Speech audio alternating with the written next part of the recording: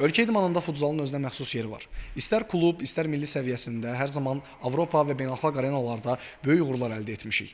Biz də bugün Sibisi sport komandası olaraq Affanın inzibati binasında Futsal üzrə Azərbaycan Kubokunun püşkatma mərasimində iştirak edirik.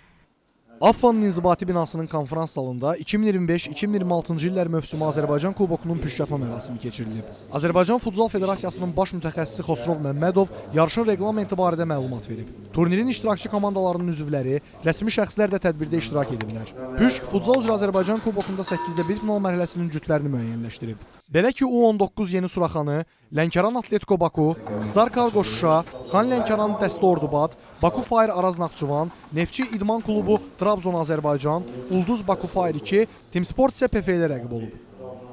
Azərbaycan Futsal Federasiyasının mətbuat xidmətinin rəhbəri Mahal Məmmədov püşkatma və ölkə kuboku haqqında fikirlərini bölüşüb.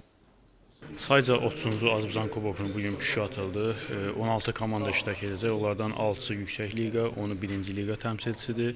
Oyunlara fevralın 14-15-də start veriləcək. 8-də 1 final mərhələsindən başlayırıq yarışa və mayın 21-i final oyunu keçirmək nəzərdə tutulubdur. Bildiyiniz kimi ötən il PFL komandası kubokun qalibi oldu və bildiyim qədər ilk dəfə idi ki, Azərbaycan Kubokunu birinci liqa təmsilçisi qazanırdı. Bu da artıq birinci liqa komandalar üçün bir stimul olacaq ki, demək ki, onlar da bacara bilər, onlar da Azərbaycan Kubokuna sahib ola bilər.